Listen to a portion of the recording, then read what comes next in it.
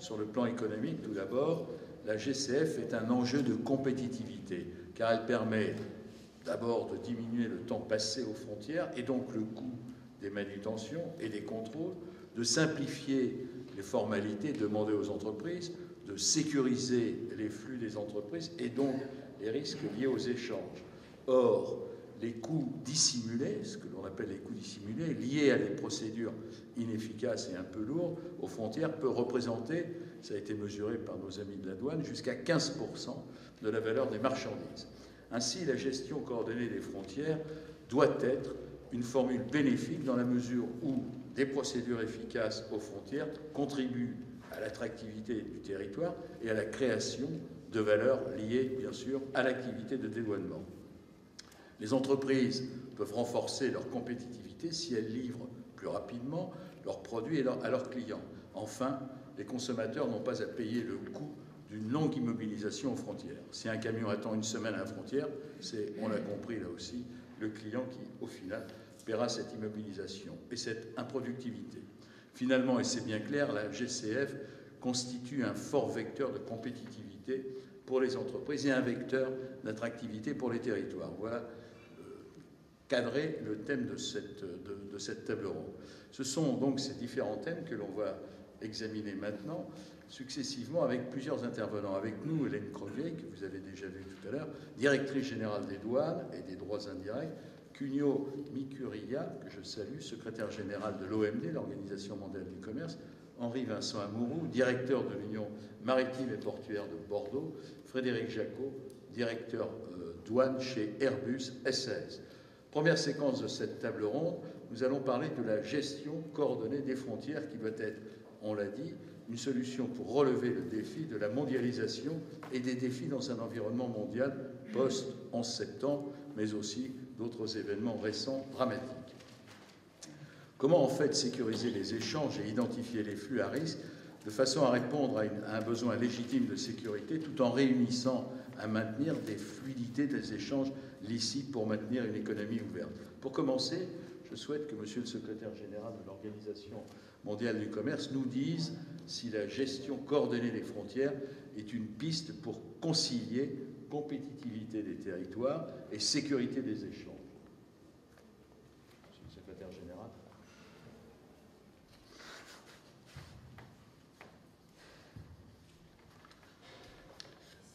Merci beaucoup pour cette question. Souvent, on pense que la compétitivité des territoires et sécurité des échanges, c'est, disons, deux points différents. Mais de notre vue, ce qu'il faut faire, c'est d'intégrer ces deux exigences. Parce que d'abord, on parle de sécurité. Mais sécurité, ça fait partie de compétitivité économique. S'il n'y a pas de sécurité, on ne peut pas faciliter des échanges. Donc, c'est très clair.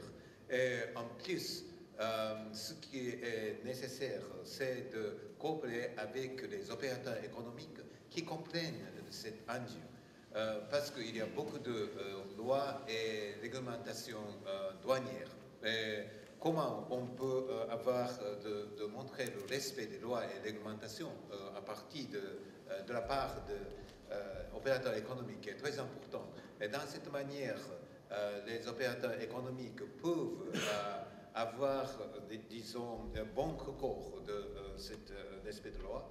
Et dans cette manière, les douanes peuvent identifier qui sont des opérateurs économiques qu'on peut faire confiance. Dans ce cas-là, les douanes peuvent donner beaucoup plus de facilitation, beaucoup plus d'avantages.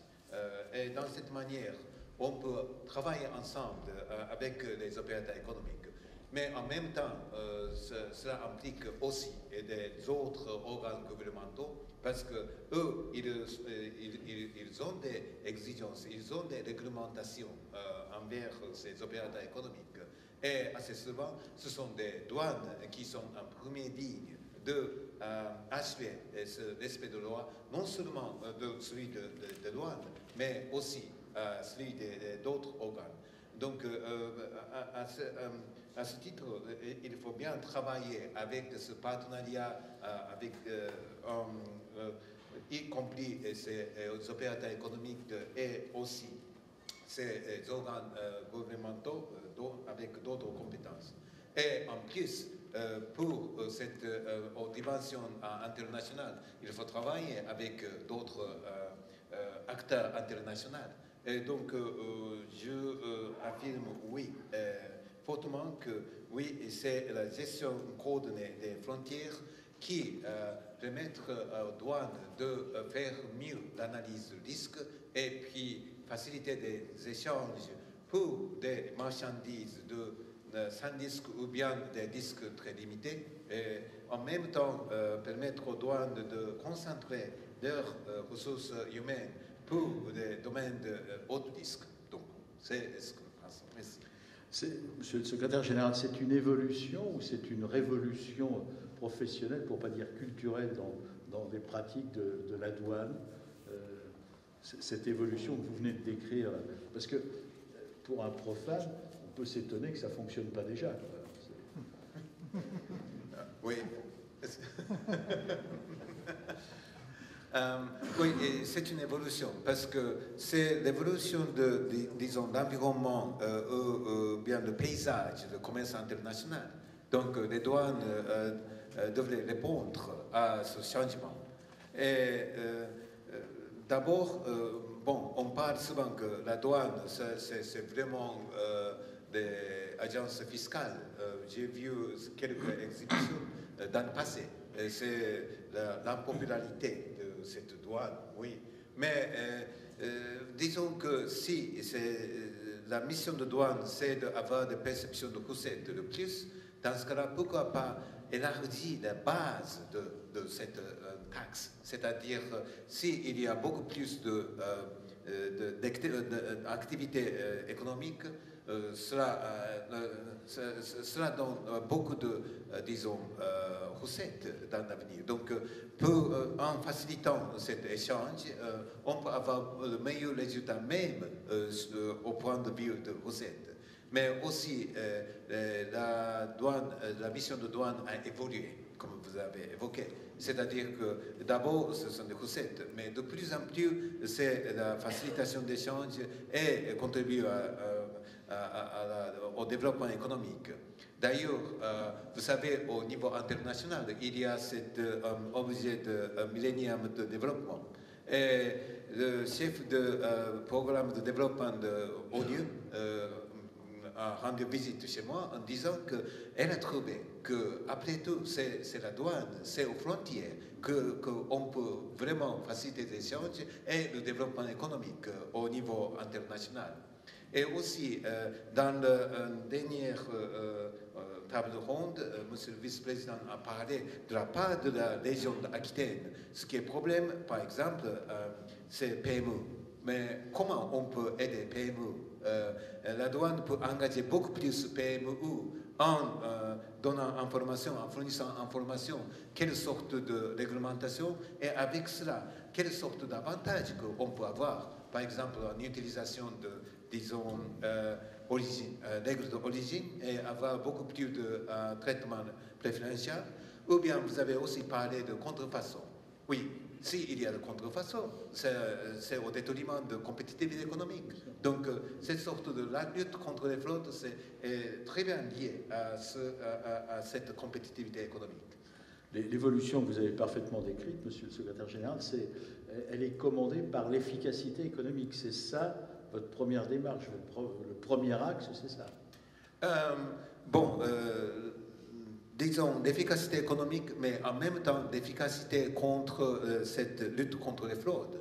Parce que, voyez, en ce qui concerne la protection des citoyens, c'est disons, c'est contrefaçon des, disons, faux médicaments, c'est dangereux, ou bien c'est de stupéfiants. C'est toujours aux frontières. 70 à 80% de saisies nationales, c'est toujours aux frontières par les douanes, bien sûr, en étroite collaboration avec police, gendarmerie et d'autres. Donc, en deux points de, disons, efficacité économique, mais efficacité de, disons, sauvegarder de frontières, de territoire et de protection de citoyens, c'est tous c'est la mission des douanes qui dirige la douane de se moderniser. L'Organisation mondiale des douanes, elle est basée à quel endroit? Dans quel pays? C'est à Bruxelles. Avant la création de l'Union européenne, en 1947, il y avait cette GATT, aujourd'hui l'Organisation mondiale du commerce. Et puis, il y a des, disons, pays européens qui ont créé cette organisation pour mettre en œuvre de ce qu'on on négocie au sein de l'OMC, c'est de baisse des tarifs. Mais pour mettre en œuvre la baisse des tarifs, on a besoin d'harmonisation de procédures douanières. Donc, avec cela, on se dirige vers, disons, l'union douanière. Et c'est pour cela qu'après cela, vous êtes devenu Union européenne. Mais dès le début, en 1952, les dirigeants européens sont vraiment prévoyants que, bon, il faut ouvrir la porte, non seulement européenne, mais aussi internationalement. On a besoin d'harmoniser et simplifier les procédures douanières. Oui, parce que pour exporter les produits français, on a besoin de, disons, bonnes procédures douanières dans votre pays, importateur, donc partenaire. Donc ça, c'est notre existence. Merci beaucoup, Monsieur le Secrétaire Général.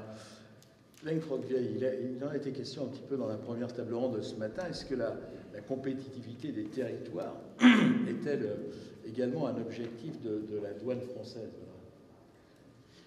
Alors oui, puisque participant à cette deuxième table ronde, sur la favorisation de la compétitivité économique, je vais évidemment vous répondre, vous en doutez, oui, 3 fois oui. Et je dis, en élargissant un peu, c'est-à-dire que la douane aujourd'hui, et pas seulement aujourd'hui, mais la douane aujourd'hui affirme très clairement son rôle en tant qu'acteur institutionnel favorisant l'attractivité économique de notre pays. Et quand on dit ceci, ça veut dire favoriser l'attractivité économique des entreprises, ça veut dire favoriser un lieu propice de consommation pour nos consommateurs, et ça veut dire favoriser l'attractivité économique des territoires au sens large, des différents opérateurs, des plateformes logistiques, et on y reviendra.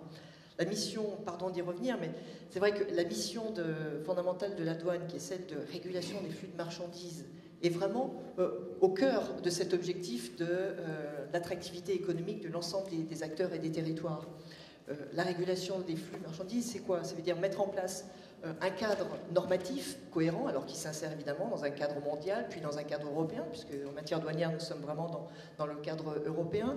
Ça veut dire mettre en place des outils à disposition des différents acteurs économiques, des consommateurs, des transporteurs, des différents acteurs de la chaîne logistique, qui permettent ensuite donc à ce cadre d'échange d'opérer de manière équitable, de manière licite. Et puis aussi, c'est contrôler, s'assurer que tout le monde respecte bien les règles du jeu pour vérifier qu'il n'y ait pas certains qui faussent la concurrence, vérifier qu'il n'y ait pas des trafics interdits qui mettent potentiellement en danger la sûreté ou la sécurité de nos territoires. Ce qui est fondamental, c'est vraiment le fil conducteur de notre journée ici, c'est que ces deux objectifs que parfois certains voudraient opposer, en fait, ils participent exactement au même objectif qui est celui de l'attractivité économique des opérateurs et des territoires. Monsieur le secrétaire général vient de le dire, quand on lutte contre la contrefaçon, en termes vis-à-vis d'objets qui ne respectent pas certaines normes de protection des consommateurs en matière de médicaments, on rassure le consommateur, et ce consommateur, il achète, il fait tourner le PIB économique. Quand on lutte contre la contrefaçon, on défend aussi la capacité d'innovation de nos entreprises, l'investissement de nos entreprises, qui doit se retrouver ensuite dans un marché équitable. Quand on lutte contre les trafics frauduleux, on sécurise l'ensemble des échanges sur le territoire, y compris en matière de sécurité. Ceci participe vraiment pleinement à l'attractivité des territoires, et je crois qu'aujourd'hui la douane, en tout cas la douane française, assume pleinement ce rôle. Mettre en place des outils douaniers de facilitation, d'harmonisation, de simplification, de fluidification des flux, c'est vraiment faire revenir des opérateurs, certains nationaux, mais d'autres tout simplement européens aussi, qui ont pu prendre, pour différents motifs, l'habitude de passer, en matière d'importation ou d'exportation, au transport, par d'autres plateformes logistiques, notamment dans l'espace communautaire. Vous sentez communautaire. les effets, là? Les opérateurs reviennent Écoutez, en tout cas, c'est peut-être eux qui pourront nous le dire vu du terrain. Nous mettons en tout cas en place tous les outils que nous pouvons pour agir en ce sens. Et d'une certaine manière, l'avènement réel, mais prochaine des dispositions du nouveau code des douanes de l'Union européenne nous pousse encore plus à aller résolument dans ce sens-là.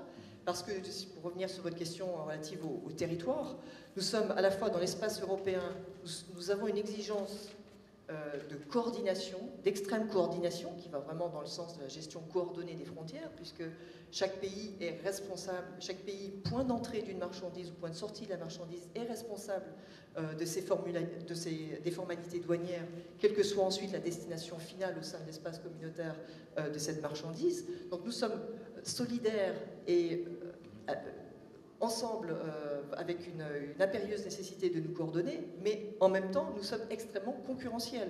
Concurrentiels du point de vue de l'efficacité de nos procédures douanières, parce qu'elles sont suivies et vécues de manière très précise par l'ensemble des acteurs économiques. Et bon, ils peuvent ensuite très concrètement comparer comment ça se passe quand ils arrivent au Havre, quand ils arrivent à Schiphol, quand ils arrivent à Rotterdam, etc. Et ça, vous pouvez peut-être monsieur nous dira un peu comment les choses sont vues d'ici à Bordeaux, mais en tout cas, oui, nous sommes en tout cas en écoute permanente de ce point de vue-là. Donc nous sommes en concurrence entre administrations douanières, mais les administrations douanières ne sont qu'une part, malgré tout, infime de l'ensemble du processus d'acheminement, de la logistique d'une marchandise. Nous assumons pleinement notre rôle, parce que ce rôle de catalyseur que j'aime bien reprendre, hein, que nous voulons jouer pour favoriser le commerce et la fluidité du commerce, mais à contrario, nous pouvons aussi être le grain de sable qui, vu des opérateurs, vu des acteurs économiques, donne le sentiment de gripper la fluidité économique. Donc effectivement, nous mettons en place, chaque fois que possible, des dispositions en matière de facilité qui sont prévues notamment dans le code de l'Union européenne, pour les mettre à disposition de nos opérateurs, de nos plateformes logistiques, de manière à ce qu'ils aient envie, encore une fois, d'apporter sur les territoires nationaux les flux, et donc derrière ça, évidemment, toute l'activité économique qui est générée en matière de transport, de logistique, de commerce, etc. Je voudrais peut-être, pour compléter la réponse sur la douane, acteur de l'attractivité des territoires, mentionner aussi que la douane, c'est quand même un réseau, c'est un ensemble d'administrations qui sont implantées au niveau de l'ensemble des régions. Donc la douane est l'un de ces acteurs qui participent aujourd'hui à l'échelle de la région, qui est le lieu où se coordonnent les acteurs institutionnels en appui du tissu économique, tissu industriel pour les exportations. Donc la douane fait partie de cette communauté institutionnelle au niveau de la région. Nous avons des pôles d'action économique, nous avons des cellules de conseil aux entreprises. Tout à l'heure, vous avez évoqué l'appui nécessaire auprès des petites et des PME, des entreprises de taille intermédiaire, qui sont réellement un tissu économique auprès desquels nous déployons des efforts constants. Ce sont plus de 2000 PME, ETI qui sont approchés par les cellules conseil aux entreprises de la douane sur le territoire chaque année. Parce que l'on sait bien aujourd'hui que dans le contexte économique qui est le nôtre, les leviers de croissance, les leviers de développement économique passent en grande partie, pas exclusivement, mais passent en grande partie par le développement des exportations. Donc voilà, la douane multiplie les efforts pour aller au contact de ces entreprises, de ces petites entreprises. Et d'ailleurs, c'est son efficacité malgré tout reconnue, puisque la douane s'est lui attribuer un prix de qualité performance innovante, je ne sais plus exactement comment il est libellé, tiens, si tu vas m'aider, au mois de décembre dernier, pour ce Tour de France des experts que la douane organise depuis déjà un peu plus d'un an, avec des points de rendez-vous, des journées qui ressemblent un peu à celles que nous organisons ici aujourd'hui, mais qui sont un petit peu plus tournées vers les entreprises elles-mêmes, où on organise à la fois des tables rondes et puis des rendez-vous très concrets, très précis pour répondre aux attentes des entreprises. Donc oui, nous déployons tous nos outils en faveur des territoires. Vous avez parlé de contrefaçon à une ou deux reprises. Comment va-t-elle, la contrefaçon? Aujourd'hui, elle diminue Écoutez, je crois que sans me tromper, je peux vous dire qu'elle ne peut que continuer à croître, puisque les flux d'échange n'arrêtent pas de croître. Donc par définition, si vous mesurez en volume absolu, forcément, certainement que celle-ci s'accroît. Non, en revanche, Nous, douanes françaises, notamment, œuvrons tant au niveau européen pour faire en sorte que le cadre réglementaire européen, dont vous savez peut-être qu'il a connu voilà, quelques complications depuis un fameux arrêt Nokia Philips, ça c'est pour les initiés, qui a limité d'une certaine manière la capacité des administrations douanières à contrôler certaines marchandises qui étaient simplement en transit, transbordement sur l'espace communautaire. Donc nous travaillons pour faire en sorte que ce cadre normatif au niveau européen redonne leur pleine prérogative aux administrations douanières pour opérer les contrôles sur ces marchandises, parce que c'est souvent que ces marchandises, parfois elles sont réputées comme étant à destination d'un pays tiers lorsqu'elles arrivent en Europe, mais dont une partie de ces marchandises peuvent très bien être détournées et au final aller aussi quand même sur les territoires européens. Donc il est important que nous puissions les contrôler. Et nous travaillons, pour revenir au niveau national, nous travaillons aussi énormément en partenariat avec les entreprises, avec l'UNIFAM, avec différents représentants, pour identifier avec elles, avec ces représentants des fédérations professionnelles, comment mieux identifier leurs produits, identifier les produits qui sont à contrario contrefaisants. Voilà, donc... Et puis le cadre législatif aussi, je pourrais évoquer l'année dernière, pas plus tard que l'année dernière, sur la base d'une proposition de loi du sénateur Young, donc une loi du 11 mars, je crois, 2014, qui a là aussi étendu et renforcé les pouvoirs de la douane en matière de contrôle et de lutte contre toute la contrefaçon. Merci Madame, on vous retrouvera bien sûr tout à l'heure. Dans cette deuxième séquence de cette table ronde, il va être question des axes stratégiques développés par l'Organisation mondiale de la douane pour relever des défis tels que la douane en tant qu'administration au cœur des flux. Est-elle un acteur, cette OMD, déterminant de la chaîne logistique? Pour engager ce thème, ces questions s'adressent à nouveau. Vous n'êtes pas venu pour rien, Monsieur le Secrétaire Général, vous travaillez beaucoup. Quelles sont précisément les pistes opérationnelles pour une gestion coordonnée des frontières, d'abord? Oui, bien sûr. Le premier outil de douane, c'est la gestion de risque. Mais la gestion de risque se repose sur des informations de la part des opérateurs économiques. Donc, comment on peut avoir accès aux informations ou aux données commerciales, c'est très important. Et pour cela, de plus en plus, avec le développement de la technologie, on reçoit des informations préalables pour permettre aux douanes de faire cette analyse avant le temps d'arrivée de marchandises.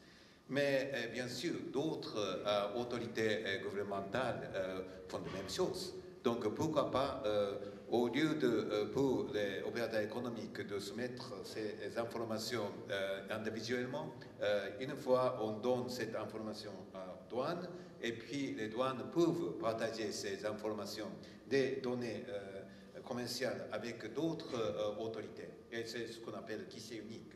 Et normalement, ce sont des douanes. France, c'est un pays très développé, donc d'autres agences, d'autres autorités ont disons, informatisation. Mais dans beaucoup de pays en voie de développement, assez souvent, c'est seulement les douanes qui sont informatisées. Donc, ces douanes peuvent jouer un rôle. Et en plus, la douane a des connaissances de la chaîne logistique, à qui il faut travailler, qui sont des opérateurs économiques.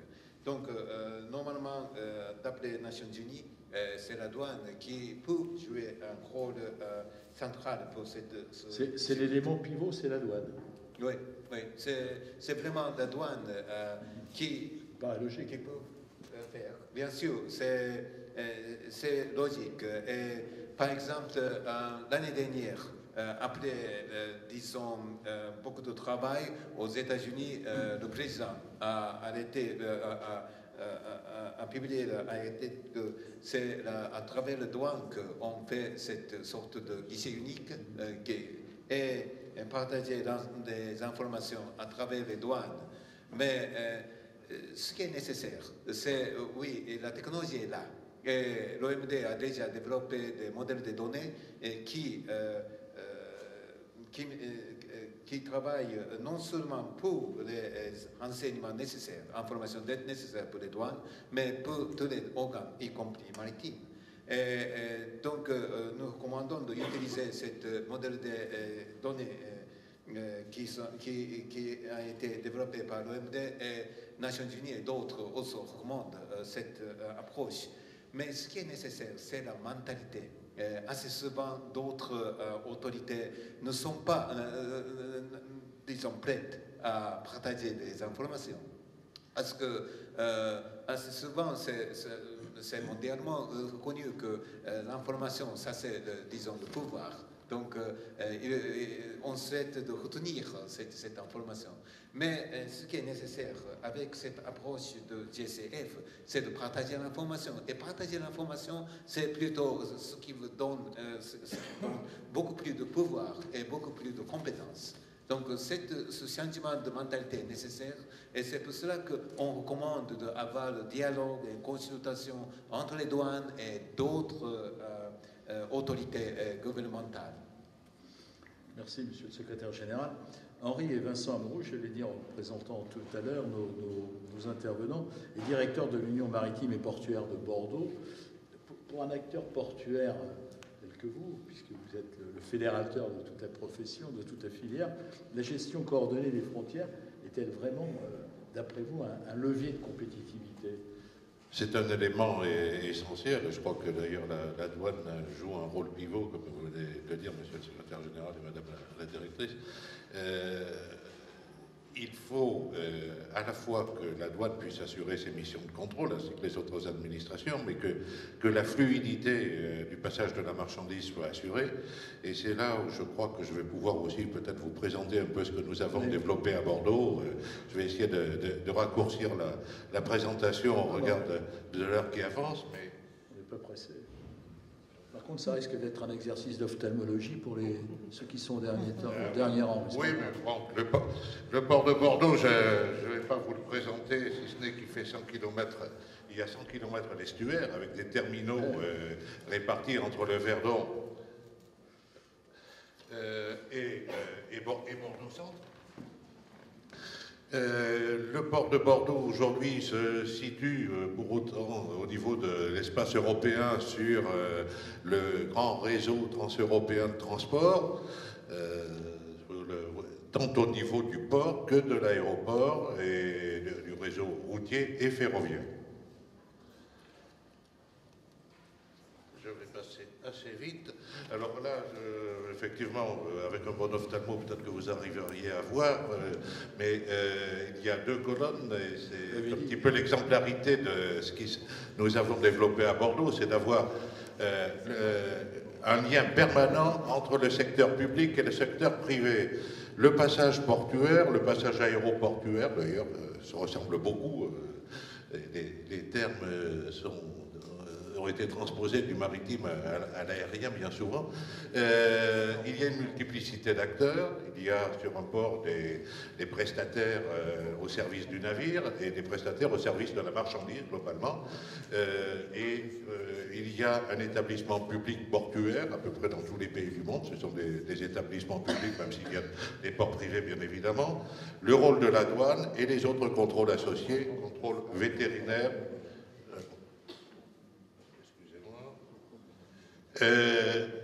Cette multiplicité d'acteurs privés et publics génère des flux d'informations et il y a bien sûr des systèmes informatiques, puisque nous sommes dans ce cadre-là depuis au moins une vingtaine d'années. Des flux d'informations concernant le navire, le vecteur de transport, des flux d'informations concernant la marchandise, schématiquement, et avec l'intervention tant de l'État, des exploitants portuaires, de l'autorité portuaire, du représentant du navire qui est le consignataire, des transitaires représentants de la marchandise, la douane, la trésorerie générale. Voilà un petit peu schématiquement les flux d'informations. Nous nous en sommes préoccupés à Bordeaux il y a 20 ans, désolé pour la qualité du document, mais il date de 1995. Nous avions signé une convention entre l'Union maritime, le port, la direction régionale des douanes et la Chambre de commerce et nous évoquions déjà la nécessité d'un guichet unique. Donc nous avons travaillé ensemble en déclinaison de cette convention, au fond, et nous continuons à le faire étroitement, pour développer un système d'échange, ce qu'on a appelé ici le projet Poséidon. C'est un peu une illustration de la médaille de l'Union maritime qui date, qui a fêté son centenaire en 2010. Ce projet Poséidon est un guichet unique. Avant qu'on parle du GUN, on a associé les systèmes informatiques du port, de l'établissement public portuaire, qui est un système de gestion d'escale des navires, les consignataires qui représentent le navire fournissent les informations, entre les informations dans ce système informatique. Ces informations vont ensuite être véhiculées dans le système informatique qui assure le suivi de la marchandise dans l'enceinte portuaire, et ces informations sont transmises bien sûr à la douane. Donc nous utilisons à Bordeaux le système AP+, qui a été co-développé par les places portuaires du Havre et de Marseille. Nous avons adapté un petit peu ce système au périmètre bordelais. Nous sommes un port modeste. Bordeaux est un port qui fait 9 millions de tonnes. Les ports français au total font environ 300 millions de tonnes et Rotterdam seul en fait 340 millions et nous distance chaque année un peu plus. Mais justement, je pense que nous avons des efforts à faire pour essayer de reconquérir des trafics et que ceux-ci passent plutôt par les ports français que par les ports de nos amis du Benelux ou de l'ancien Benelux. Donc le but, c'est d'assurer de toute façon la fiabilité de ces processus d'importation et d'exportation, de permettre aussi à l'administration des douanes et aux autres autorités de contrôle de faire leur travail, nous en avons bien conscience, mais notre souhait également, c'est d'assurer cette fluidité du passage portuaire. Plus les choses vont vite, mieux c'est pour les importateurs ou les exportateurs. Il y a des gains financiers à faire. Et je crois que nous avons assez bien réussi. Nous avons étendu le système à la totalité des produits, ce qui est une innovation sur le port de Bordeaux. Les ports du Havre et de Marseille n'utilisent AP+ que pour les flux conteneurisés. Nous, l'ensemble des marchandises, y compris les vracs qui sont au fond le fonds de commerce du port de Bordeaux, sont suivis par ce système portuaire.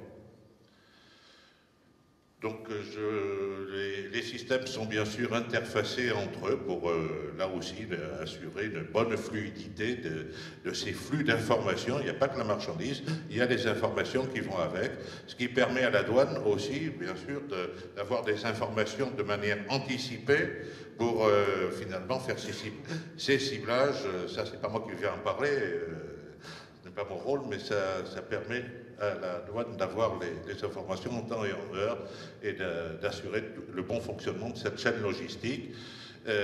Il faut assurer bien sûr des fonctionnements avec les informatiques privatives de l'ensemble des opérateurs. Et la Direction générale des douanes, je crois, a quelque peu reconnu le port de Bordeaux quand même comme étant le pilote ou un des pilotes de ce guichet unique portuaire dans cette forme-là avant le développement du GUN. Ce développement est partenarial sur le port de Bordeaux. Nous travaillons régulièrement, établissements publics portuaires, douanes, communautés portuaires représentées par l'Union maritime et portuaire, pour que les acteurs de cette communauté portuaire s'approprient le système et l'utilisent de manière performante. Ce qui est, il faut avoir un certain pouvoir de conviction de temps en temps à l'égard. Il y a toujours quelques réticences, au moins quand il faut changer les modes opératoires, mais on y parvient. D'où une efficacité accrue quand même dès lors qu'il y a une démarche communautaire. On parvient à un délai moyen de dédouanement à Bassins actuellement de l'ordre de 3 minutes, mais c'est un délai moyen. Il faut savoir que la plupart des opérations conduisent à un délai instantané, un délai équivalent à 0, ce qui est très important avec une bonne fiabilisation des opérations. L'une de nos préoccupations, ça a été évoqué tout à l'heure, ce sont les autres contrôles, ceux qui ne relèvent pas directement de la douane, mais qui font partie du passage de la frontière finalement. Les contrôles vétérinaires et phytosanitaires, ça nous préoccupe beaucoup sur la place portuaire. Ce ne sont pas de très très gros volumes, mais ils sont quand même importants pour une région aquitaine très tournée vers l'agroalimentaire, qui importe des matières premières destinées à l'industrie agroalimentaire. Nous pensons que la douane peut jouer un rôle pivot justement dans le cadre de ce nouveau guichet unique pour faciliter et coordonner, je pense que c'est une coordination qui est importante, de ces flux à l'importation, voire à l'exportation. Concrètement, nous nous sommes aperçus d'ailleurs qu'on nous renvoyait d'une administration à l'autre. Bon, ça existe de temps en temps en France, mais je ne parle pas de la douane, mais je parle d'autres administrations. Et c'est là, si cette coordination pouvait exister et être efficace, nous en attendons pas mal pour le développement de certains trafics sur le port de Bordeaux. Merci, M. Amorou. Le troisième volet de cette table ronde veut répondre à cette question. Quelles sont les lignes de force de la gestion coordonnée des frontières en France? Cela passe, on l'a compris, ça a déjà été un peu dit, par le partage des données, leur transmission en amont, une bonne coordination, il était question des données là tout à l'heure, une bonne coordination entre les acteurs, un partenariat avec l'ensemble des acteurs de la chaîne logistique, etc. Madame la directrice, quelles solutions opérationnelles la douane française a-t-elle mises en œuvre dans le cadre de la gestion coordonnée des frontières? Alors, je pourrais commencer peut-être par le spectre le plus large, qui est celui des marchandises qui arrivent sur le territoire national. Parfois, elles viennent de très très loin. Et donc, dans l'illustration, le développement des normes SAFE qui ont été développées par l'Organisation mondiale des douanes et ensuite traduites en différents dispositifs opérationnels, il y a notamment le dispositif ICS que j'ai mentionné ce matin, qui est celui d'un Import Control System, qui est l'obligation pour les exportateurs qui visent à importer sur le territoire européen, en l'occurrence, des marchandises, d'envoyer un certain nombre de renseignements, de données à destination de la marchandise. Et donc, ce dispositif-là est un dispositif qui nous permet, dans un objectif de sûreté-sécurité, dans un premier temps, d'ores et déjà, d'identifier, de cibler un certain nombre de marchandises et peut même empêcher le chargement de la marchandise au point de départ pour éviter qu'elle n'atteigne le territoire européen. C'est là où il y a la responsabilité collective que j'évoquais tout à l'heure, car là, c'est vraiment le premier point d'entrée européen qui est touché, qui est celui qui doit procéder à cette analyse de risque, voire à cette interdiction de chargement. Donc ça, c'est très concrètement un outil développé par les douanes européennes, en tout cas développé de manière très anticipée par la douane française, qui nous est très précieux aujourd'hui pour faire cette analyse de risque et de ciblage de l'ensemble des flux qui arrivent notamment sur le territoire national. Ensuite, et pour faire le prolongement avec la présentation que vient de faire le président Amorou à l'instant, il y a cette notion de guichet unique, de manière très opérationnelle. Alors c'est vrai que guichet unique, je crois que c'est un terme qui est à la fois très parlant pour beaucoup de personnes, l'impression d'aller à un seul endroit, pour faire plein de choses. Voilà, la douane sort son gun. Guichet unique national, le gun.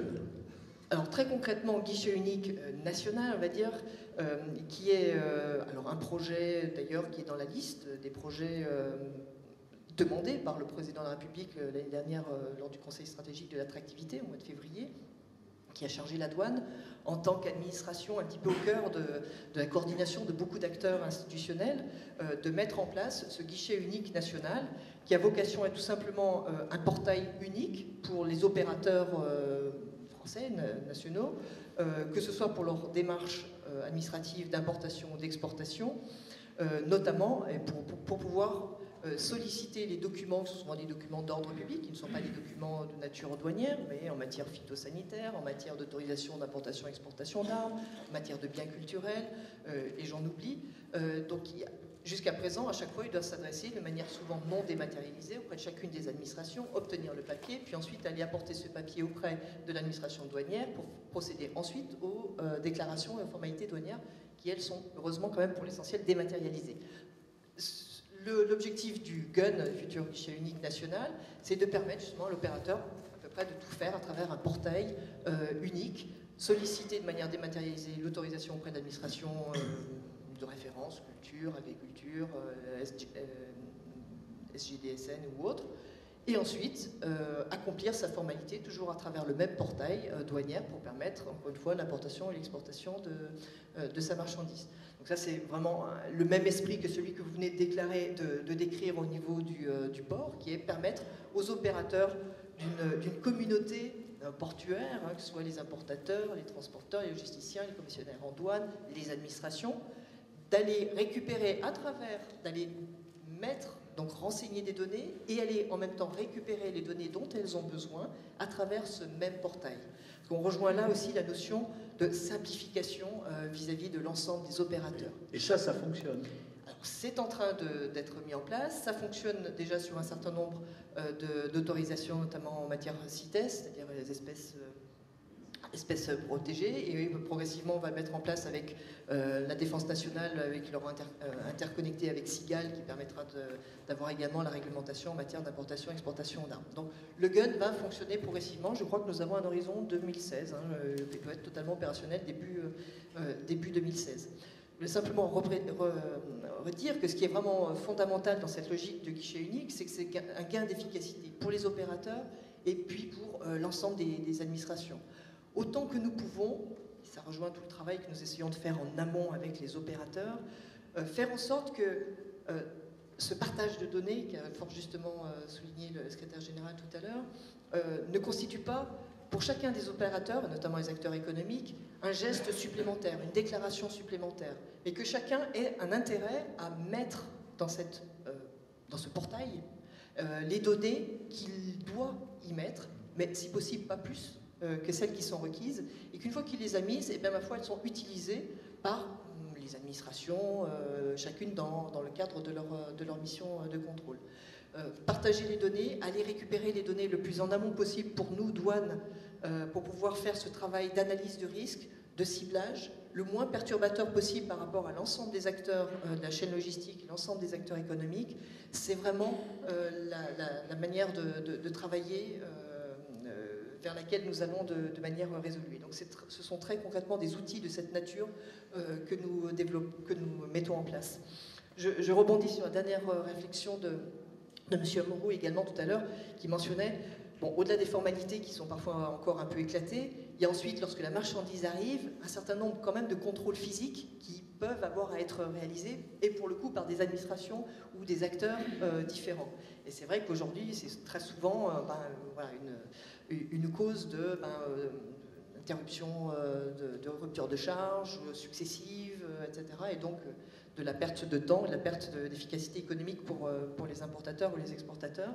Et donc là aussi, la douane a été chargée, toujours dans le cadre du Conseil stratégique de l'attractivité de l'année dernière, de mettre en place ce qu'on appelle le one-stop shop. C'est un petit peu dommage qu'on n'arrive pas à trouver les termes français pour ce genre de choses, mais c'est à peu près cela, c'est-à-dire mettre en place un dispositif de coordination entre l'ensemble des services. Alors pour le coup, on est surtout sur les services nationaux, mais vétérinaires, phytosanitaires, de police, si nécessaire, et douaniers, pour faire en sorte que si la marchandise a besoin d'être contrôlée à un endroit, avant d'arriver et d'être libérée sur le territoire, qu'elle le soit dans la mesure du possible un endroit où la rupture de charge est la moins contraignante possible et la moins pénalisante possible pour l'acteur économique, et qu'ensuite, il n'y ait qu'une seule rupture de charge et qu'à ce moment-là, l'ensemble des contrôles soient opérés. Il existe des guns chez nos voisins européens, ça existe des guichets uniques comme ça, chez nos amis allemands, espagnols, etc. Alors, dans leurs enceintes logistiques aéroportuaires, portuaires, la réponse est oui. Très simplement. Le dispositif ICS que j'évoquais, lui, évidemment, est niveau européen. Ensuite, dans cet esprit de coordination, mais aussi de compétition que j'évoquais tout à l'heure, chacun d'entre nous, chacune de nos administrations, chacun de nos pays, évidemment, essaye de développer des dispositifs qui facilitent la vie de leurs opérateurs économiques. Frédéric Jacot, je l'ai dit tout à l'heure, est directeur douane chez Airbus SAS à Toulouse. Donc, avant de rentrer un peu dans le débat, que fait un directeur douane chez Airbus? Pas grand-chose, je vous avouerai. Heureusement, j'ai de bonnes équipes de travail. Non, j'essaye de coordonner les actions justement de mes équipes qui se trouvent dans tous les pays européens où nous sommes présents. Donc, pour rappel, la France, l'Allemagne, l'Espagne et la Grande-Bretagne. Et du fait de certaines internationalisations qui a été décidée par la direction, donc également une équipe en Chine et aux États-Unis dernièrement. Donc voilà, j'essaye de coordonner et de donner une impulsion stratégique pour fluidifier les flux. Comme vous le savez, probablement, nous avons beaucoup de commandes d'avions. Donc il faut livrer les clients. Et pour livrer les clients en temps et en heure, il faut pouvoir les produire, avoir les matières premières, les composants, les produits semi-finis, et ne pas avoir d'interruption. Donc la douane est un élément mineur, mais très important lorsque ça bloque. Ah oui. Alors justement, la gestion coordonnée des frontières, ça peut changer la vie d'Airbus? Alors, on le vit au quotidien, et on adhère totalement aux actions engagées par la douane française dans le cadre communautaire et puis au niveau international, bien entendu. On note néanmoins, je vais jouer peut-être un peu le rôle provocateur d'entreprise dans cette audience. Est-ce que vous avez été consulté au moment de la mise en place de la gestion coordonnée des frontières? Est-ce qu'on a vu Airbus en disant qu'est-ce qui vous irait bien? Est-ce que vous avez été consulté? Il faut dire non si c'est non. Pas particulièrement, non. Après, on essaye de jouer nous-mêmes notre rôle d'action de lobby et pour faire modifier certaines règles.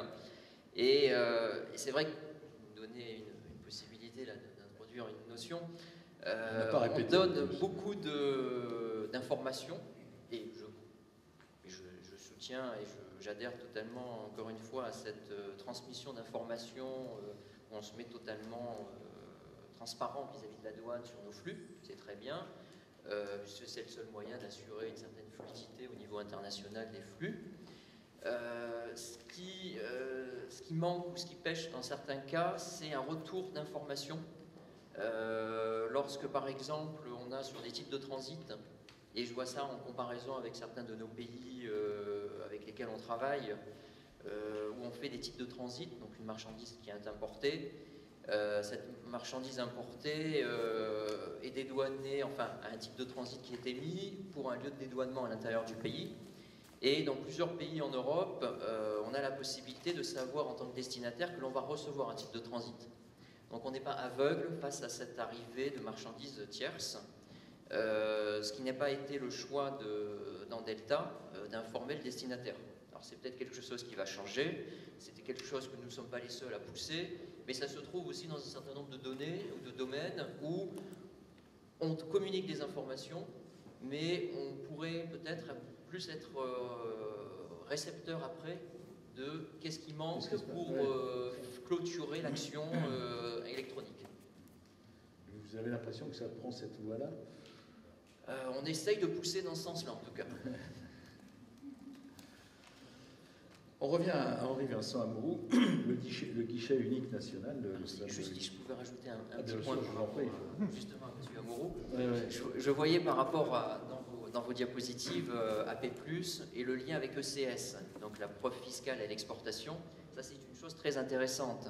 C'est-à-dire qu'on pêche, notamment dans nos entreprises, fortement exportatrices, d'apurer nos déclarations d'exportation sur le volet fiscal. Donc c'est un risque théorique ou pratique ou réel de 20% de la valeur aujourd'hui du montant de la TVA, donc ce qui peut représenter quelques milliards chez nous assez rapidement.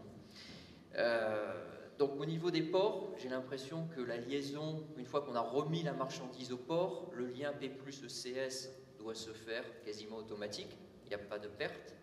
Et on remarque, je vous laisserai peut-être répondre à cette question, mais ce que l'on a eu aussi de nos transitaires, c'est par rapport aux plateformes aéroportuaires avec l'outil SIN, qui se déploie également, notamment à l'aéroport de Blagnac, et je pense dans d'autres aéroports, où quand on remet la marchandise à notre transitaire, qui lui après va le remettre à un terme anglais, le handler, celui qui va faire l'interface avec la compagnie aérienne, tout ça c'est une succession de messages, et la compagnie aérienne automatiquement en sortant va apurer le régime d'exportation et va nous clôturer notre risque fiscal.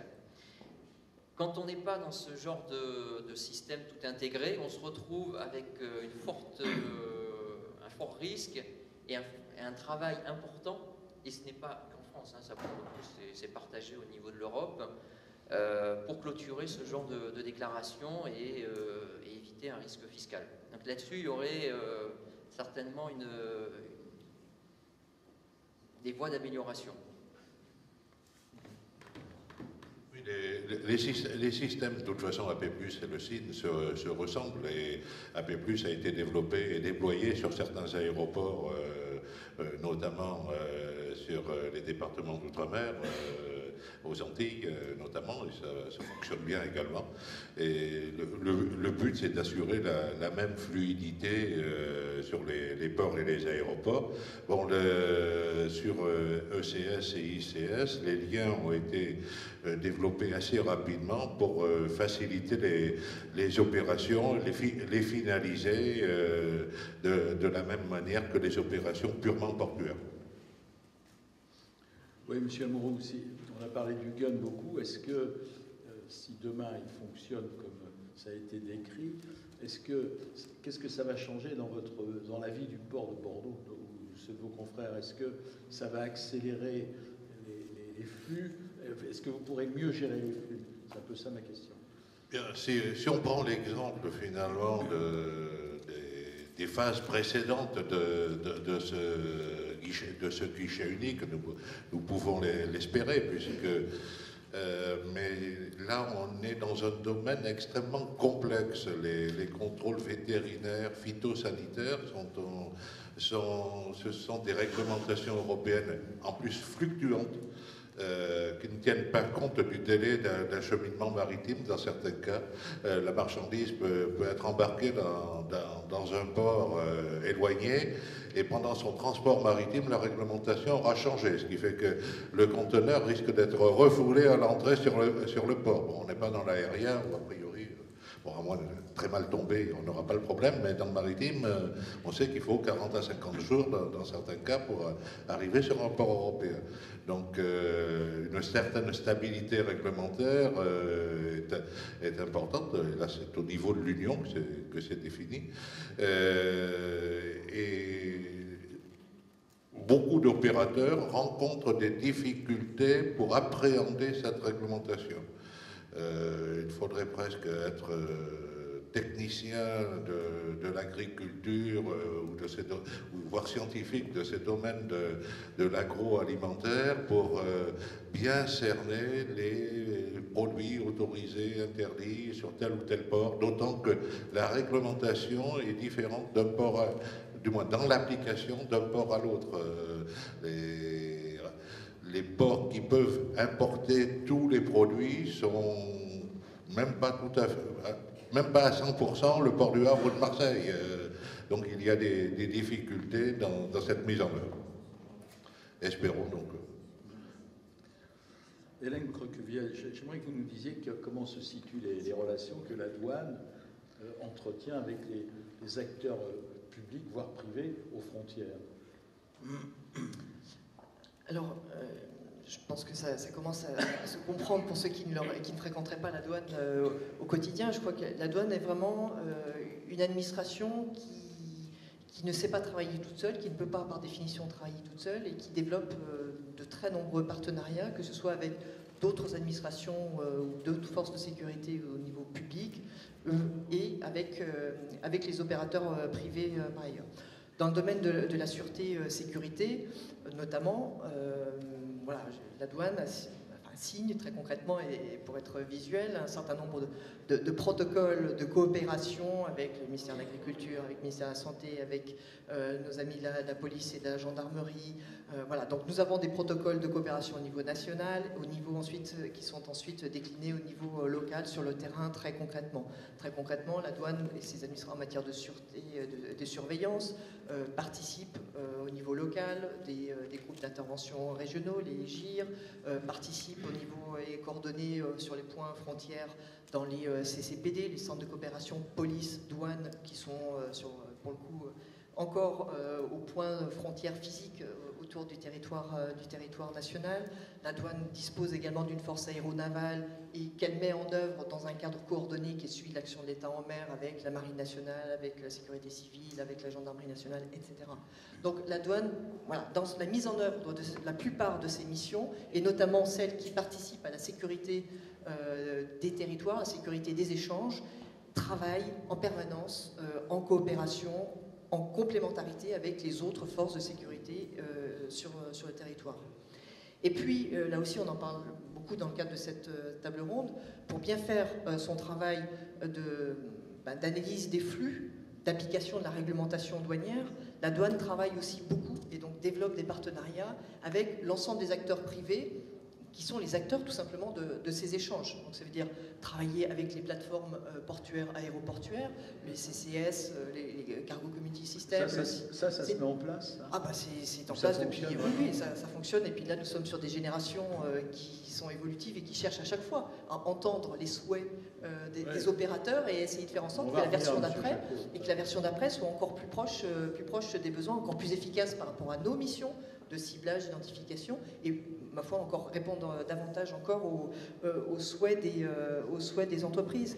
Le domaine de la contrefaçon qu'on évoquait tout à l'heure, de la même manière, pour pouvoir travailler efficacement, nous travaillons en permanence avec les entreprises, les titulaires de marques, pour voir avec eux comment est-ce qu'ils peuvent à la fois déposer ce qu'on appelle des demandes d'intervention, c'est-à-dire pour protéger leurs produits et faire en sorte que dès lors qu'il y a un contrôle et qu'une marchandise semble contrefaisante, que l'on puisse aller jusqu'au bout de la procédure pour faire en sorte que les trafics soient interrompus et les fraudeurs poursuivis à leur juste mesure. Donc vraiment, encore une fois, cette démarche partenariale, voilà, je vais m'arrêter là pour ne pas donner trop d'exemples, mais je pourrais citer aussi les expressistes. On n'a pas beaucoup parlé encore de ce nouveau vecteur par Internet, de commerce mondialisé, mais qui pour nous, douane, est un réel enjeu. Il y a évidemment la massification des flux conteneurisés qui arrivent principalement par les places portuaires, et puis il y a aussi tout le développement du commerce électronique qui arrive par colis postal ou par fret express, où là, à contrario, on a une augmentation du nombre de petits paquets, de petits colis, une fragmentation de tout ce qui arrive sur le territoire. Fragmentation qui ne veut pas dire que ce n'est pas également des produits qui portent atteinte soit à la sécurité économique, soit à la sécurité tout simplement des territoires. Et donc pour travailler là aussi plus efficacement, parce que vous imaginez bien qu'on n'en est plus du tout à ouvrir chaque conteneur qui arrive, mais vous imaginez bien qu'il est juste hors de question d'imaginer ouvrir également chaque paquet ou chaque colis postal qui arrive sur le territoire. Donc là aussi, nous avons besoin vraiment de travailler avec ces opérateurs-là pour obtenir, qu'ils mettent à notre disposition les données dont nous avons besoin pour faire un ciblage, une analyse de risque la plus performante possible. Ça passe évidemment par une attitude coopérative, partenariale en permanence. Frédéric Jacot, rêvons, quelle pourrait être la relation idéale entre Airbus, très grande entreprise européenne et française, et la douane? Qu'est-ce que, dans vos rêves, qu'est-ce que vous imaginez? Bon, pourquoi parler d'un rêve? Non, mais... À améliorer, certainement, mais non, il y a déjà une réalité que l'on fait vivre au quotidien concernant justement ces relations. Mon prédécesseur à mon poste avait négocié avec l'administration des douanes une simplification douanière permettant l'importation pour toute l'Europe, pour tous nos flux en provenance des États-Unis à Roissy. Une procédure de dédouanement. C'était un partenariat déjà une bonne dizaine d'années sur ce sujet. Juste pour l'anecdote, après, vous précisiez, Madame la Directrice, qu'on représente, tant dans l'entreprise que vous-même, par rapport au flux logistique, relativement peu de pourcentage de l'ensemble du flux. C'est vrai que là, c'est un cas particulier, enfin, c'est un bon exemple. On a une remise en cause de cette simplification, non pas d'un point de vue douanier, mais parce que d'un point de vue logistique, et non pas du fait de problèmes inhérents à la plateforme de Roissy, hein, c'est totalement indépendant, donc je précise ce point, mais vraiment lié plus à l'opérateur et à d'autres raisons, qui font qu'une partie de ces flux vont quitter par Roissy pour aller vers un autre État européen. Mais c'est lié à des raisons externes, et la douane ce n'est pas suffisant pour justifier d'un maintien. Donc, ce que je voulais aussi, sur lequel insister, c'est aussi sur le rôle que peut jouer la France dans sa présence auprès des instances internationales au niveau de l'Europe, au niveau de TAC Sud, et de son rôle auprès aussi des autres États membres. Alors on y a peut-être à perdre, parce que la France a parfois des positions un peu strictes sur l'interprétation des textes, mais en tant que groupe européen ou international, on a besoin d'harmonisation et de règles uniques pour toutes nos opérations. Et je pense que, comme l'on fait aujourd'hui en matière fiscale, et en matière de TVA en particulier, il se trouve qu'aujourd'hui, les 4 administrations fiscales dans lesquelles nous sommes présents sont réunies en ce moment à Toulouse pour discuter d'un accord de prix de transfert avec les États-Unis, et c'est la France qui sera le leader de cet accord. Donc c'est un bon point pour la France, étant donné que il est vrai que le siège d'Airbus aujourd'hui est à Toulouse. Et dans le cadre de la création de cette usine que nous avons en cours de création donc, aux États-Unis, il y a un accord de prix de transfert qui est en cours de négociation. Et il y a vraiment une implication des 4 administrations pour faire aboutir et simplifier les opérations fiscales entre l'Europe et les États-Unis. Donc c'est vrai que c'est je pense aussi un axe vers lequel on pourrait aller, d'avoir plus de réunions ou plus de discussions directement entre États et entreprises, notamment ou à notre niveau, étant donné qu'on est assez présent sur plusieurs pays. Merci beaucoup Frédéric Chacot. Monsieur le secrétaire général, quel regard, vous avez une vision planétaire de la douane, quel regard portez-vous sur le mode opérationnel de la douane française? Oui, ce que j'ai entendu, c'est vraiment un défi de la plupart de nos membres. Donc, je vois, disons, vraiment un défi et problématique, mais aussi un cheminement commun. Ce que je voulais un peu suggérer, c'est que, bon, par exemple, un guichet unique maritime, c'est bravo, mais peut-être il faudrait penser à la dimension internationale, parce que guichet unique au niveau régional d'Aquitaine, ça va, mais ça doit être connecté internationalement. Et c'est pour cela que, par exemple, l'Organisation maritime internationale a récemment décidé que pour les guichets uniques maritimes, il faudrait étudier les modèles de données de l'OMD et basé sur ce modèle, dans cette manière, on peut être connecté avec d'autres cours et aussi à l'intérieur également. Et en ce qui concerne, par exemple, le guichet unique européen, parce que vous avez demandé, oui, guichet unique national, c'est un développement, mais mondialement, on pense à guichet unique régional. Mais en ce moment, oui, on voit que c'est un progrès, mais même le TAC Sud m'a demandé si on peut développer quelques, disons, guides pour développer un modèle pour le guichet unique régional. Et puisque l'Union européenne est en train de négocier avec beaucoup d'accords de commerce régional, par exemple avec les États-Unis, donc ce qui va résulter en beaucoup de flux d'informations. Et pour donner ce qui est nécessaire, c'est la harmonisation, c'est pour qu'on puisse avoir bien intégré dans le commerce mondial. Et en écoutant ce que vous venez de discuter, il y a beaucoup de meilleures pratiques, c'est-à-dire success story, mais aussi les lessons apprises. Donc, il faut bien échanger cette meilleure pratique parce qu'on ne peut pas vraiment unifier les procédures ou bien guichet unique. C'est vraiment interconnexion, ce qui est une piste à suivre. Donc, pour cela, je voudrais bien suggérer qu'on continue à échanger les meilleures pratiques parce qu'en France, vous avez de meilleures pratiques. Et avec d'autres pays, peut-être vous pouvez influencer d'autres pays membres ou bien hors de l'Union européenne, mais aussi vous pouvez apprendre des leçons apprises d'autres membres. Merci. La douane prend toute sa... la douane française, Jean-François Vittel qui le disait tout à l'heure, essaye d'avoir et a une parole forte et assez légitime au niveau des différentes instances européennes et auprès de nos, en matière douanière et auprès de nos partenaires européens. Donc c'est vrai que ça se matérialise dans le cadre de nos réunions institutionnelles sous l'égide de la DG Tax Sud, mais ça se décline aussi ensuite par des partenariats là aussi un peu informels, mais vous savez que ça se noue souvent au niveau européen, avec ceux de nos partenaires avec lesquels nous partageons la vision douanière de manière la plus proche.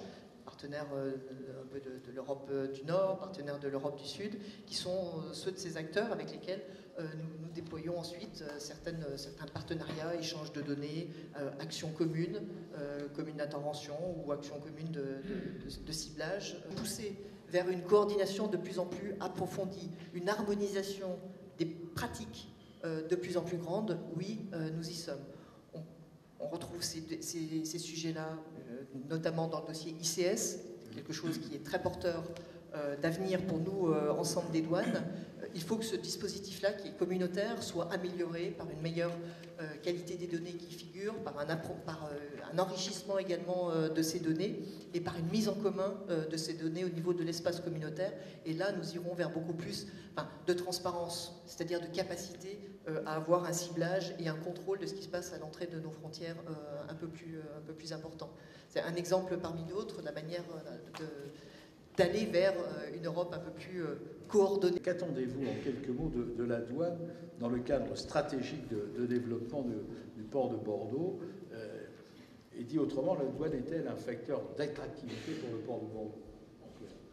Oui, je crois qu'aujourd'hui, la douane, au-delà de sa mission de contrôle, est un facilitateur du commerce extérieur. Et donc, pour les ports, c'est un élément essentiel.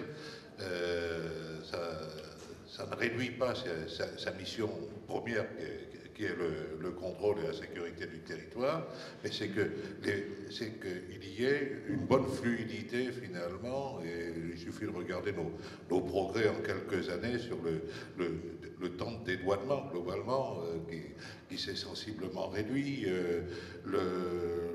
Les contrôles existent, des conteneurs peuvent être ouverts pour contrôle, mais le nombre reste tout à fait acceptable, donc la fluidité du passage portuaire est assurée, ce qui satisfait les opérateurs. Frédéric Jacot, vous l'avez dit tout à l'heure, vous avez pris un certain nombre de décisions.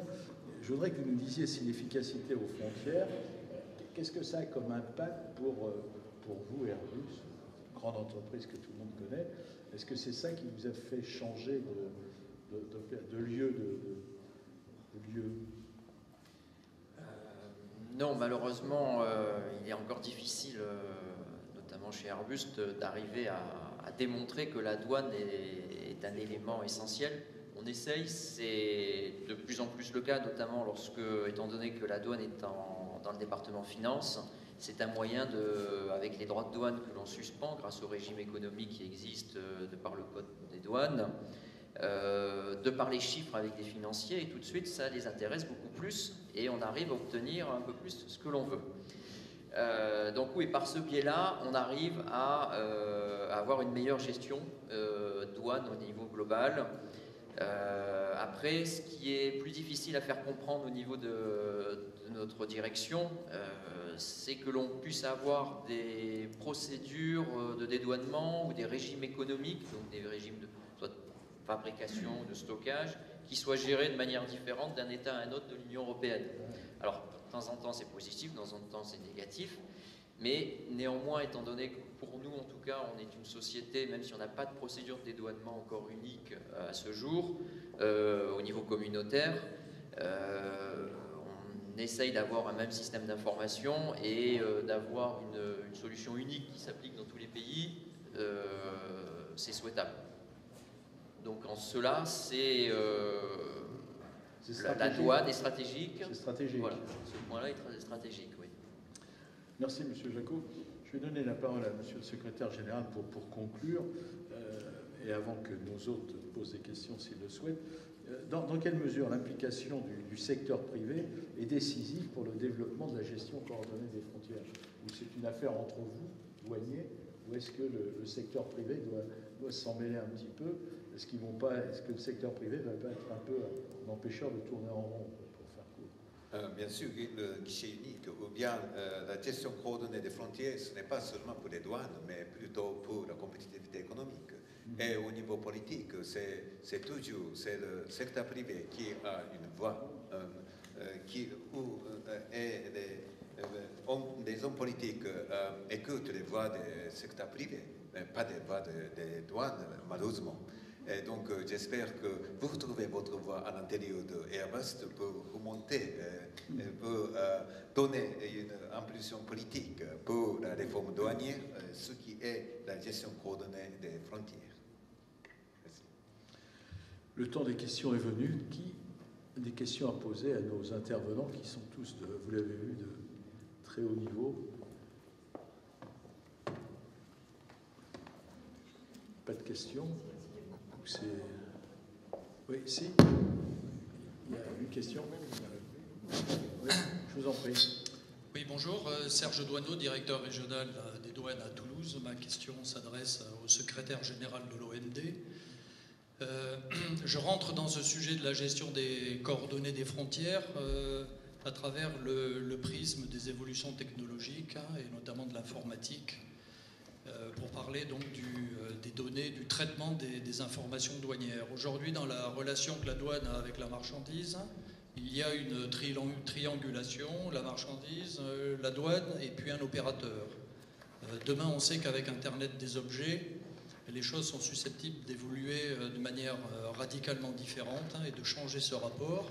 Donc la question que je pose, c'est quelles sont les conséquences que peut avoir Internet des objets sur la sphère douanière, et est-ce qu'au niveau de l'OMD, vous réfléchissez à cette problématique? Oui, comme vous avez évoqué, c'est le développement informatique qui va révolutioniser ce paysage de commerce.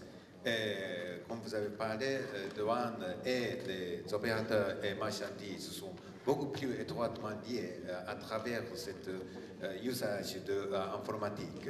Donc cela va donner beaucoup plus de, pression sur les douanes, de contribuer beaucoup plus à la compétitivité économique.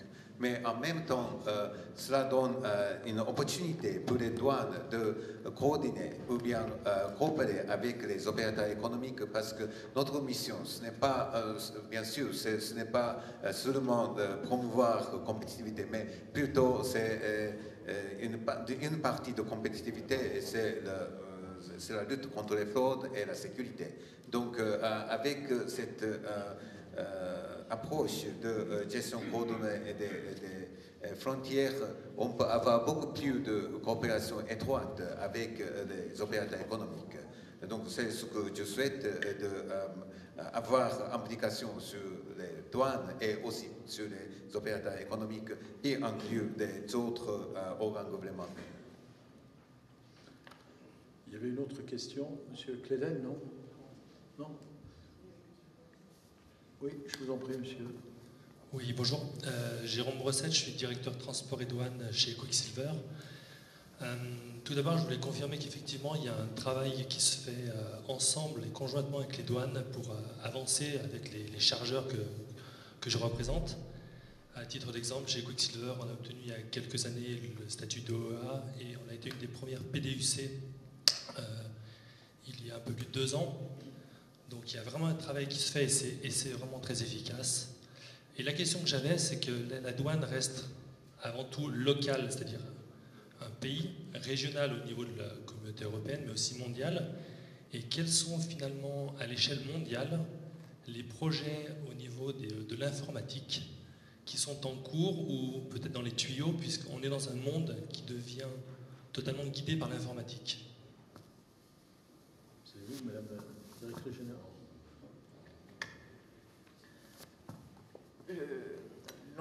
L'enjeu est d'envergure. Vous avez tout à fait raison. Déjà, quand on voit les difficultés, ou en tout cas l'enjeu pour arriver à s'interconnecter d'un point de vue transmission de données, accès aux données, système informatique suffisamment harmonisé au niveau européen, déjà, là, il y a un vrai enjeu à acquérir et à gagner. Et la chose n'est pas encore aboutie, loin de là. Hein. Tout à l'heure, on posait la question de savoir quel rôle est-ce que la douane française essaye de jouer au niveau communautaire.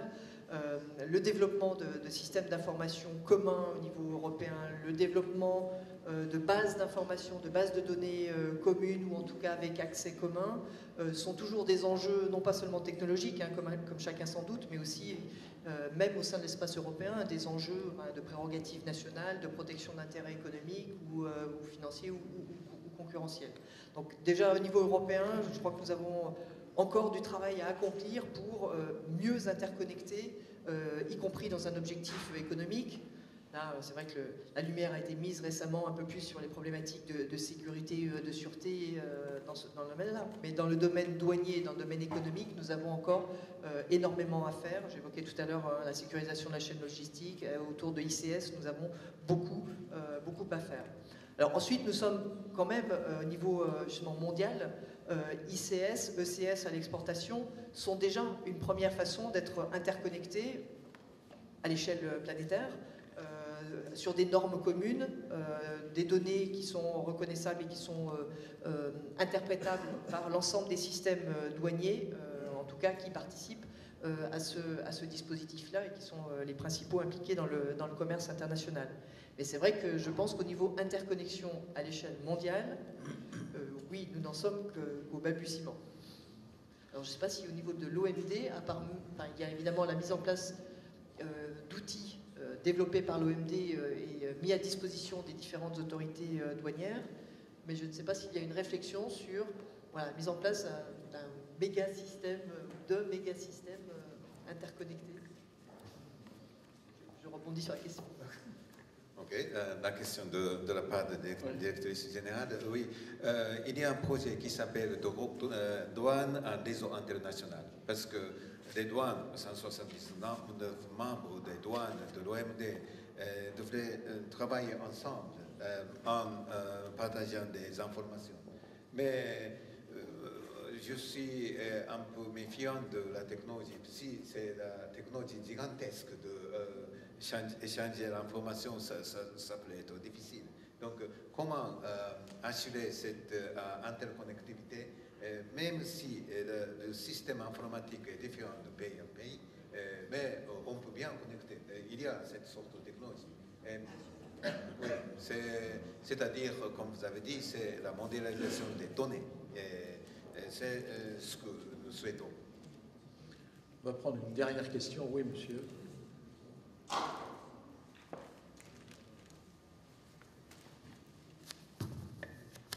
Bonjour, Michel Levanquem du Grand Port Maritime de Bordeaux. Les ports sont au carrefour de différentes réglementations, des réglementations douanières, mais également des réglementations maritimes. Et un exemple illustre ce fait, c'est la déclaration sur la marchandise. Donc il y a d'un côté le manifeste électronique qu'on peut éventuellement voir dans le cadre de d'ICS, puis d'un autre côté on a la déclaration qu'on appelle dans le jargon un petit peu technique de l'OMI, le FAL 2. Donc deux déclarations qui finalement correspondent à la même chose, c'est qu'est-ce qu'il y a comme marchandise sur le bateau. Donc ces deux déclarations effectuées par finalement deux acteurs différents, un qui est le responsable de la marchandise, puis l'autre celui qui est responsable du navire. Il y a des tentatives de convergence sur ces deux formalités, elles s'achoppent actuellement au niveau de Bruxelles, c'est un petit peu délicat, notamment avec le statut communautaire de la marchandise. Pour encore une fois améliorer cette fluidité, quels sont les travaux qui sont envisagés dans les prochaines années pour simplifier encore un peu plus cette déclaration de marchandises?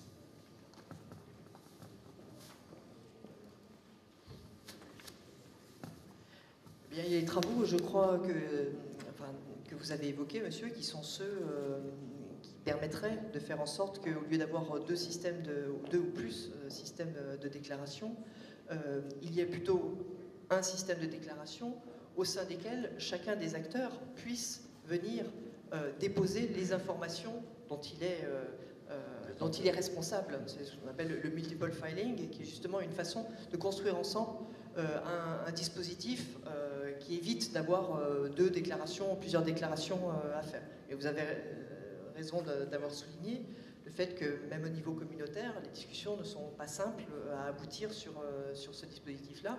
Et par ailleurs, on est évidemment au-delà aussi de l'échelle communautaire. Là, on est vraiment dans tout ce qui est le cargo maritime, on est à l'échelle mondiale.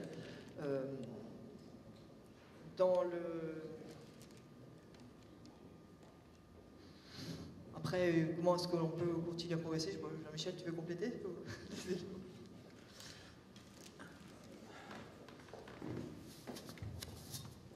Non, enfin, juste pour répondre à M. Lebanquier, qui connaît bien, il a posé la question à bon escient. La première difficulté, c'est qu'à Bruxelles, il faut qu'on se parle. Et s'il y a le problème qui a été soulevé, c'est parce qu'il y a le monde des transports qui n'a pas parlé au monde de la douane. Donc il y a la DG Transport qui n'a pas parlé à la DG Taxi. Et donc chacune a produit sa réglementation. Et dans cette réglementation, ils ont inventé la même formalité qui est d'ailleurs effectuée par le même fournisseur. En général, c'est le propriétaire du navire. Et dans un cas, il faut l'envoyer à la douane. Et dans l'autre cas, il faut l'envoyer à la capitainerie. Voilà. Donc là, on est dans un cas... Je crois que c'est la première chose à régler, c'est la coordination entre administrations, mais là c'est au niveau bruxellois que ça se passe, pour éviter qu'il y ait ce genre de redondances qui sont coûteuses pour les administrations, pour les opérateurs, en termes de formalité. En France, on a quand même, nous on s'est coordonnés, parce qu'on travaille de manière régulière avec les ports, on travaille de manière régulière avec le ministère chargé des Transports, et on a réussi en partie sur le problème que vous soulevez, à faire en sorte qu'il n'y ait qu'une seule déclaration au lieu de deux qui sont envoyées. Et d'ailleurs, ça sera le système qui est mis en place par le ministère chargé des Transports qui va recevoir la déclaration, mais une seule déclaration, et qui ensuite répercutera sur le système douanier, de telle façon qu'il n'y ait pas deux envois pour expédier exactement les mêmes informations à deux interlocuteurs différents. Donc, le problème, il existe. En France, on l'a contourné. Mais je crois qu'on a vraiment des progrès à travailler mieux ensemble, en tout cas à Bruxelles. Merci, monsieur, pour ces propos qui montrent qu'il y a une marge de progression. Je vous propose qu'on s'arrête maintenant. On doit reprendre à 14h30 pour la troisième table ronde de cette journée sur le thème « Va-t-on vers un nouveau modèle de gestion coordonnée des frontières ?» On est dans le droit fil d'un certain nombre de choses qui ont été dites ce matin. Donc bon appétit, on se retrouve ici à 14h30.